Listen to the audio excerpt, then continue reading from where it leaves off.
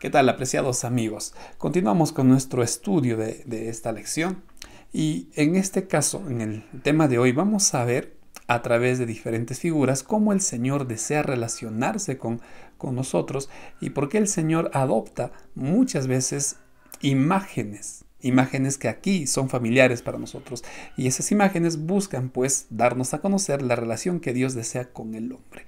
Por supuesto que esto está basado en nuestro folleto de la escuela sabática. Así es que en este estudio vamos a ver precisamente eso, el deseo de Dios de dar a conocer su amor hacia nosotros. Y vamos a comenzar hablando precisamente con el pacto, que podríamos decir no era nada original. Si leemos Génesis capítulo 15, nosotros encontramos lo siguiente. Dios le dice a Abraham: tráeme una becerra de 3 años, una cabra de 3 años y un carnero de 3 años, también una tórtola y un palomino. Y Abraham toma todos estos animales, los parte por la mitad, los mata, por supuesto, y luego los parte por la mitad, y puso cada mitad una enfrente de la otra, mas no partió las aves. Y en aquel día, dice el versículo 18, Dios hizo un pacto con Abraham. Esta forma de hacer un pacto, de partir a los animales, de caminar entre ellos, no era propio de Dios. Esto no era original, por así decirlo, que venía de Dios. Esto era algo común que se hacía en esos tiempos, una forma de garantizar que el pacto que están haciendo se va a cumplir. ¿Por qué Dios hizo esto? Pues por una sencilla razón. Dios estaba empleando las prácticas humanas para que Abraham, en este caso, tenga seguridad de que el Señor va a cumplir su palabra. Bien explica la lección esto. Los eruditos bíblicos han reconocido que hay similitudes entre el pacto de Dios con Israel y los otros acuerdos pactuales entre los otros reinos. Es decir, la forma como hacían el pacto los otros reinos, Dios lo hacía también con Israel. Esto no para que nos sorprenda y digamos que poca originalidad.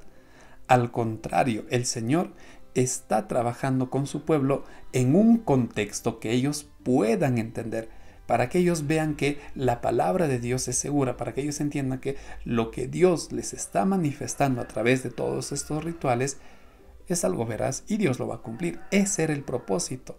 Ahora, querido amigo, Dios emplea esto en nuestro contexto, vuelvo a repetir, para que tú y yo entendamos cómo Dios quiere acercarse hacia nosotros. Por eso es que el Señor utiliza esa imagen del pacto con ellos para que tengan esa seguridad. Pero no todo acaba en el pacto. Hay otras imágenes, hay otras figuras que Dios emplea para manifestar su amor hacia nosotros, y vamos a continuar viendo precisamente eso. La siguiente figura es la de un padre con su hijo. En Deuteronomio 14:1 dice: hijos sois del Señor vuestro Dios, no os sajaréis ni os raparéis a causa de un muerto. Deuteronomio 14:1. Miren, esta declaración es muy interesante. Una de las mayores figuras de Dios hacia el hombre es la de un padre que cuida, educa y sobre todo ama a su hijo. Si Moisés está llamando al pueblo de Israel que son hijos de Dios, pues obviamente Dios es como el Padre. Y en todo esto, el propósito de Moisés, el propósito de Dios es que entendamos que de parte de Dios hay amor hacia nosotros. Un padre cuida, un padre muestra preocupación, un padre está afanado, un padre desea lo mejor para sus hijos, un padre apoya a sus hijos. Entonces Moisés quiere que el pueblo entienda eso. Confíen en Dios como un padre. Busquen a Dios, acudan a Dios como a un padre, así como ustedes confían en un padre terrenal, hagan lo mismo con Dios. Ese es el deseo de nuestro Señor. Ese es el anhelo de nuestro Dios. Ahora, tú ves a Dios como un padre. La Biblia te presenta a Dios como un padre amante. ¿Y qué hay de nosotros como hijos? Miren lo que dice la edificación del carácter. El hijo que ama a su padre manifestará ese amor por una obediencia voluntaria.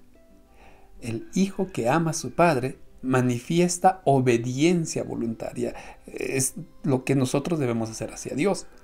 Pero el niño egoísta, desagradecido, trata de hacer tan poco como sea posible por sus padres, en tanto que al mismo tiempo desea gozar de los privilegios concedidos a un hijo fiel y obediente. A veces nosotros somos ese hijo ese hijo egoísta, ese hijo desagradecido, que no buscamos agradar a Dios, pero queremos que el Señor nos bendiga, queremos que el Señor derrame sobre nosotros sus promesas, sus bendiciones, y incluso llegamos a enojarnos con Dios, incluso llegamos a molestarnos con Él. Cuando nos alcanzan las consecuencias de nuestras malas decisiones, nos incomodamos con Dios e incluso decimos: Señor, ¿por qué me castigas? Cuando vienen a ser consecuencias de nuestras acciones. Entonces, Dios es un Padre amoroso. Dios es un Padre que está preocupado, y siempre recuerden la figura del Hijo pródigo, un Padre que anhela y espera el regreso de su Hijo. Pero nosotros también debemos actuar como buenos hijos que busquen agradar. Por eso Moisés les dice: no os ajaréis, es decir, no se corten, así como hacían las otras naciones, manifestando dolor, manifestando aflicción o culto a sus dioses. No lo hagan, porque un buen hijo no hace lo que desagrada a su padre, y nosotros tenemos que buscar de manera voluntaria, en respuesta a su amor, agradar a nuestro Padre, que es nuestro Señor. Vamos a continuar con una última figura. Dice Deuteronomio 4:20: pero a vosotros el Señor os tomó y os ha sacado del horno de hierro de Egipto, para que seáis el pueblo de su heredad, como en este día. Y hay otros versículos que hablan de Israel como el heredero de Dios. No solo en el Antiguo Testamento, también Pablo lo dice: si somos hermanos de Cristo, somos coherederos del reino de Dios. Entonces, miren, aquí hay una figura muy interesante. Un hijo hereda lo que es de su padre. Obviamente cuando el padre muere en esta tierra, pero en el cielo, por supuesto que Dios no va a morir. Sin embargo, el Señor desea que nosotros seamos sus herederos. Miren qué bonito es todo esto, porque si nos ponemos a pensar, ¿qué hemos hecho para ganar el amor de Dios? ¿Qué hemos hecho para merecer el amor de Dios? Nada. Simplemente es parte de su amor. En consecuencia, tú y yo, apreciado amigo, no hemos hecho méritos para ganar el reino de los cielos. Nunca podríamos hacerlo. Pero es en su gran amor que Dios desea darte como herencia, como si realmente fuéramos hijos legales, nacidos. Y recuerda que simplemente es amor de Dios hacia nosotros. Es que Dios es así, Dios es amor, se mueve, motiva, y todo en Él es amor hacia nosotros. Me gustó mucho el comentario de la lección. Dice: en cada uno de estos casos existe la idea de una familia, que idealmente debería ser el vínculo más estrecho, cercano y amoroso entre Dios y nosotros. ¿Te das cuenta que Dios quiere bendecirte, tratarte y atenderte como si fueras su familiar? Dios siempre ha querido ese tipo de relación con su pueblo. Incluso como en el caso de Cristo resucitado, se refirió a sus discípulos como mis hermanos. Un ejemplo de amor y de gracia que fluye del amor por quienes evidentemente no lo merecían. Miren, Cristo dirigiéndose hacia sus discípulos como si fueran sus hermanos. Y esos hermanos, ¿qué hicieron cuando Él fue tomado prisionero esa noche en el huerto del Getsemaní? ¿Acaso no lo abandonaron? Recuerda, el amor de Dios jamás llegará a ser de nuestra parte algo que lo lleguemos a merecer. Jamás. Nunca haremos los méritos suficientes. Por eso es gracia de parte de Dios. Un ejemplo de amor y de gracia, como bien dice acá, hacia quienes no lo merecen. Eso es en esencia lo que siempre ha sido la relación entre Dios y la humanidad. Gracia y amor para quienes no lo merecen. Tus acciones no van a hacer que Dios te ame más o te ame menos.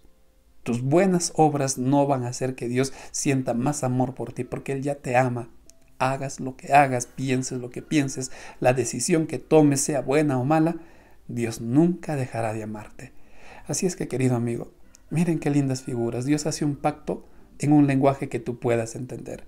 Dios se manifiesta a ti como un Padre amoroso y quiere que tú seas su heredero. Quiere que tú goces de esa heredad. ¿Cuál será tu respuesta a tanto amor de parte de tu Dios? Recuerden que ya estaré publicando el bosquejo de esta lección, y de la misma forma el día sábado estaremos comentando todo este tema y lo estaremos haciendo en vivo. Ha estado contigo el pastor Joab Antesana, y me despido deseándote muchas bendiciones.